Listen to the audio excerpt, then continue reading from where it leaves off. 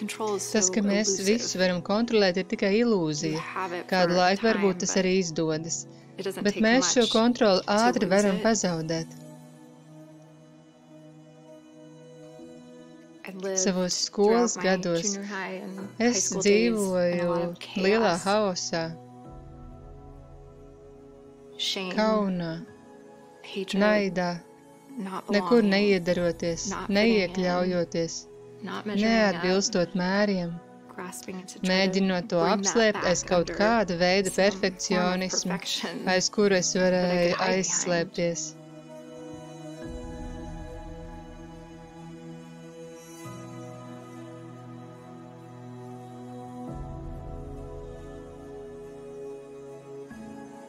Man patīk radīšanas stāsts. Vai esat kādreiz pamanījuši tā attīstību, kā katrs dižans mākslinieks Dievs sāk ar plašiem otas triepieniem, viņš atdala ūdeņus, pēc tam viņš nošķir gaismu no tumsas, tad viņš rada kokus un izbārstas debesīs zvaigznes, nosaucot tās vārdā. Radība ir augšupējoša slava. Tad viņš rada zivis jūrā un putnus gaisā, kolibrī un ērgļus, kuprēnos vaļus un foreles. Un tad viņš rada zīdītājus. Sarkana rīklīte ir brīnišķīga, bet lauva savannā.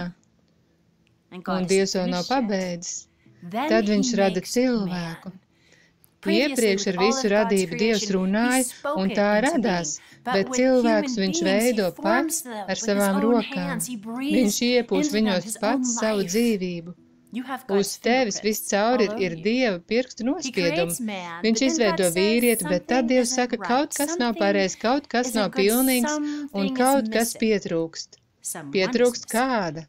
Ieva. Un tad Dievs rada sievieti, savu meistardarbu. Sieviete ir Dieva radības kronis.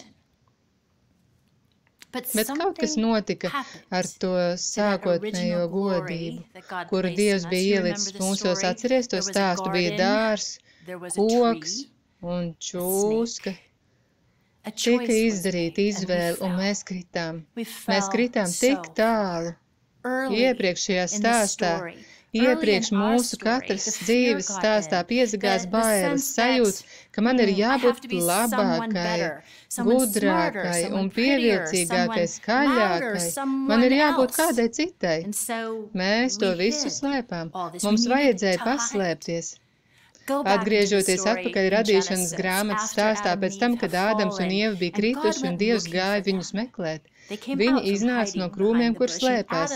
Ādams paskaidroja, ko viņš bija darījis. Viņš teica, es nobijos, jo biju kails, tādēļ paslēpos. Tev nav jābūt konsultantam, tev nav jābūt doktora grādam psiholoģijā, lai saprastu cilvēkus. Saprotiet šo vienu rakstu vietu, un jūs sapratīsiet tik vienu cilvēku savā dzīvē, pat to personu, kur skatās jums pretī spogulī. Es nobijos, jo biju kails. Tādēļ paslēpos. Ja no vienas puses skatoties, mēs atrodam, ka Ieva ir palikusi nelokāma, stingra, valdonīga, tad otra šī spektra pusē mēs atrodam sievieti, kur ir sagrauta, trūcīga, pārāk ievainojama. Pamesto Ievu vada sāpošais bezdibenis viņā. Viņa arī neļauj tev piekļūt sev pārāk tuvu, arī viņa slēpjas, viņai ir bail, ka tad, ja pienāks par tuvu, un, ja patiesi iepazīsi, tad tu viņu pametīsi, un viņa nevar riskēt ar attiecību zaudēšanu. Pamestā Ieva ir sieviete, kur atsakās runāt Bībeles studijās. Viņa ir tā, kura nekad neizteiks savu viedokli, īpaši, ja tas nesakrītīs ar tavējo. Viņa ir tā sieviete, kur var atrast virtuvē katrā kopā sanākšanas reizē. Nedēļ patiesas vēlmes un kalpošanas dāvanas, bet dēļ izmisīgas vajadzības paslēpties. Visi mūsu grēkošanas veidi un kritieni. Vienkārši atzīsim, ka mēs negrēkojam tikai ar vienu veidu. Un tad es sāku kontrolēt, kad esmu nobijusies, es sāku dzert, kad esmu nomākta, un es sāku slēpties, kad esmu pārbijusies. Domājot, ka man nav iespējams tikt šai situācijai cauri, visi veidi, kādos mēs izrādam kritušo Ievu caur sevi, patiesībā nāk no šīs kritušās vajadzības, pašaizsardzības. Kritusī Ieva slēpjas, man bija bail, tāpēc paslēpos, jo biju kaila. Es biju kluss bērns. Domāju, ka daudz dzīvoju savā prātā. Man bija plaša iztēle un vairāk spēlēju savā nodabā, izdzīvojot stāstu savā galvā. Skolas gados dzīvoju lielā haosā. Manā ģimenē nebija pieņemts, ka varētu tiešām izrunāties patiesi. Es pati sevi audzināju, atkopu, slēpos, un es iemācījos neatvērties. Es biju dejotāja, vingrotāja un arī karsēja meitene. Šis haoss un nestabilitāte ģimenē, ko izjūtu, savienojumā ar šo sportu, kas pieprasa tievu un atletisku ķermeni, apmēram 10 gadus tas radīja manī ēšanas traucējumus. Mana kontrole izpaudās par ēšanu, ko es ēdīšu, cik daudz ēdīšu. Tādā veidā tverot kaut kāda veida stabilitāti vai dzīvi, vai cietu pamatu zem kājām tajā, ka veidoju savu ķermeni, kādam, manuprāt, tam vajadzēja būt. Bet es slēpos arī, jo tā darīja mana mamma. Es nejūtos droši, lai uzticētu viņai lietas, un tad, kad to mēģināju, tad bieži tas nebeidzās labi. Es slēpos aiz mēģinājumu radīt ideālu augumu, un es slēpos aiz perfekcionismu arī citos veidos, piemēram, pēc sasniegumā visā, ko es darīju, būt labai skolniecei, būt pirmajai baznīcā tik tālu kontrolējot savu dzīvi, lai izskatītos ideāli. Aplūkojot šīs fotogrāfijas, kuras esmu karsēja meitene, šī ir no vidusskolas, var redzēt ārēji šo satriecoši skaisto, laimīgo meiteni, bet tā nebija realitāte. Neatbilstība mēriem un cenšanās dažādos veidos savam ķermenim likt izskatīties, kā, manuprāt, tam vajadzētu, un just, ka tas neizdodas. Bet tad tu paskaties uz šīm bildēm un tu, es nobijos, jo biju kaila, tādēļ paslēpos. Kad tu pirmoreiz satiec kādu vīrieti vai sievieti, to, ko vispirms ieraugi, ir izcili veidot vīģeslapa. Mums patīk to dēvēt par personību, bet patiesībā tā ir izveidota, lai veiktu kādu funkciju, lai paslēptu mūs. Redziet, mēs visi esam krituši, un tas iznāk uz āru lielākā vai mazākā mērā katru dienu mūsu dzīvēs. Kad vīrieši krīt, kad viņi grēko, tas galvenokārt atrodas spektrā starp ekstrēmu vardarbību, ļaunumu un naidu, un otra šī spektra puse – vājums, pasivitāte, neizdošanās runāt vai ieiet. Kad sieviete krīt, tas veids, kā grēkojam, ir ietverts spektrā no vienas puses kontrolēšana un otrā pusē pamestība. Kritusī Ieva kontrolē savas attiecības. Viņa atsakās būt ievainojama. Un ja viņa nejūtas droši savās attiecībās, tad viņa nogalina savas sirds ilgas, kas vajadzīgas tiešām attiecībām. Viņa kļūst par tādu veidu sievieti, kurai neviens nav vajadzīgs, īpaši jau no vīrietis. Kā tas atspoguļojas viņas dzīves gājumā un kā ievainojumi ir veidojuši viņu, ir sarežģīts stāsts, kur vērts zināt. Bet tam visam apakšā aiz visa tā, lai justos droši, kritusī Ieva kontrolē savas attiecības. Tagad dzīvojot tālu no Dieva un tālu no ēdens, šis modelis liekas ideāli saprātīgs veids, kā dzīvot. Bet apdomājiet šo, Romiešiem 14:23 saka, viss, kas nenāk no ticības, ir grēks. Šim sevis pasargājošajam dzīvesveidam nav nekāda sakara ar īstu mīlēšanu, nav nekāda saistība ar uzticēšanos Dievam. Tas ir tikai mūsu mēģinājums pasargāt sevi bīstams pasaules vidū. Tas ir mūsu veids, tāpat kā Ievai, ņemt lietas pašai savās rokās.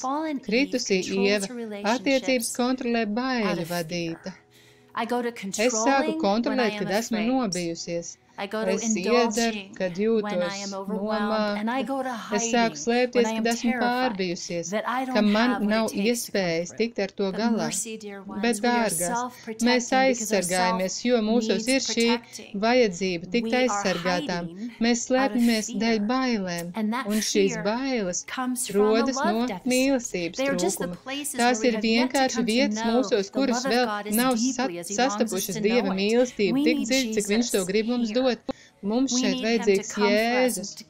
Mums vajag, lai Viņš nāk mūsu dēļ, lai izceļ veidus, kādos slēpjamies. Mums vajag atvērt savas rokas un riskēt viņam uzticēties. Manai meitai Elle ir 12, un es ar baudu skatos viņas pieaugšanu. Es jūtu Dievs paceļ satraucot atmiņas un vietas, kurām vajadzīgi dziļāk manī pašā. Tas ir tā, ka raugoties meitas augšanā, Dievs norāda lietas manī atgādinot to, cik tālu es esmu nonākusi. Vai rāda vietas, kurām vēl vajag pievērst uzmanību un saņemt dziedināšanu. Elle, vai tev ir recepte? Vai tu vēlies, lai es to atnesu? Vai es varu pabeigt šo nodaļu? Ir atlikusi lapa, protams.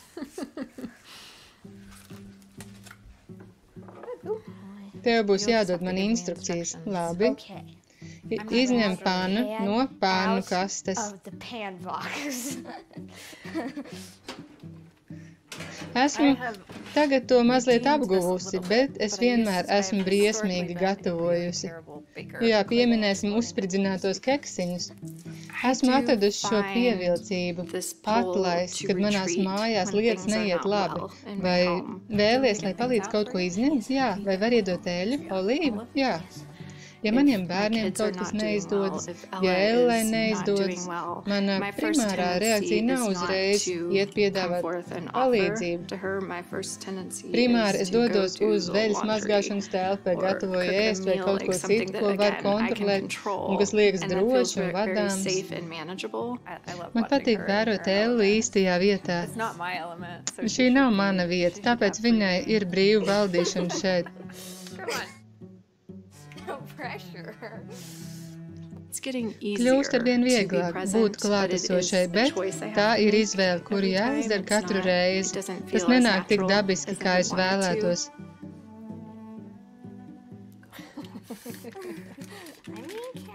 Tas ir kā muskulis, kuru jāaizstaip joprojām. Tas nenāk tā viegli, bet praktizējoties un turpinoties dziedinošanas procesam, tas kļūst vieglāk. Mēs to izdarījām. Brīnišķīgi. Tie ir tik skaisti.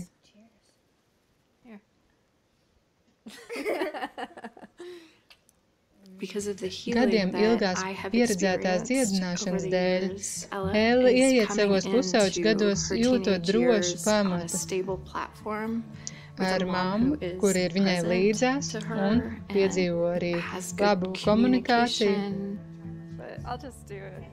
Es tiešām ticu, ka viņi jūtas brīvi nākt pie manis, kad ir tāda vajadzība. Es nedomāju, ka tas notiktu, ja es nebūtu pieredzējis dziedināšanu.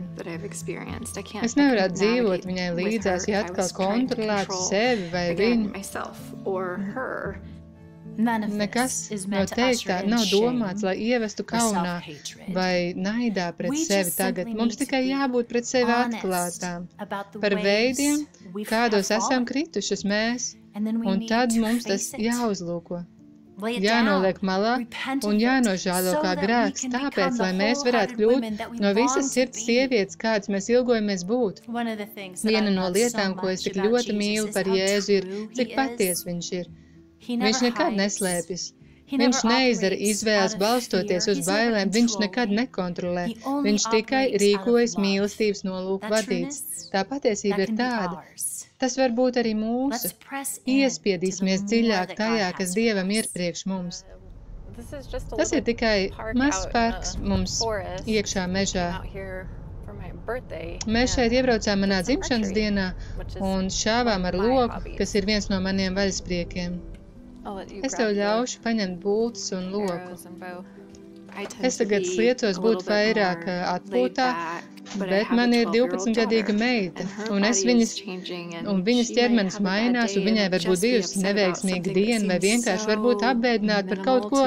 Tas varbūt man liekas kaut kāds nieks, ko tādu atlaist, bet viņai tā ir liela lieta, un tas nav tik daudz par padomu došanu, kas ir lieta, ko man gribētos darīt, bet tas ir par klausīšanos, klātesamību, tas ir par jautājumu uzdošanu, tas ir par ieguldīšanos attiecībās. Jauki, nemaz nebija slikti.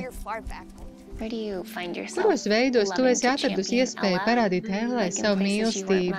Vislabāk, piemēram, lietās, kur tu to pati nepiedzīvoji. savas mammas tuvumā. Man patīk būt klāt viņas dēļ. Šis ir 2. gads, kad viņa apmeklē mūzikas teātra nodarbības, un tagad viņa ir pievienota arī baleta nodarbībām. Es to mīlu, tas nebija kaut kas, ko es uzspiedu viņai, tas vienkārši dabiski iznāca uz ārā, tāpēc man patīk tur būt klāt vienkārši, ņemt dalību lietās, kuras viņai interesē, nevis vienkārši sūtīt viņu ārā pasaulē, lai baudu šīs lietas. Es izbaudu lietas izdarīt perfekti, bet man nevajag būt tādai. Tagad es varu atskatīties uz šīm fotogrāfijām un teikt, viņa ir tik skaista. Es vēlētos, ka varētu atgriezties pagātnē un runāt ar viņu, celt gaismā visus tos melus, zem kuriem viņa dzīvoja. Es iedēstītu piederības sajūtu viņā. Mans māsišķums liekas, ka nācis ir dabiskāk jau no dziedinātas vietas, noteikti ne perfektas vietas, bet tas rada izmaiņas. Ne tikai pie manis, ne tikai pie mana vīra, bet tas rada izmaiņas citai jaunai sievietei, kura pieaug un tuvojas pilngadībai.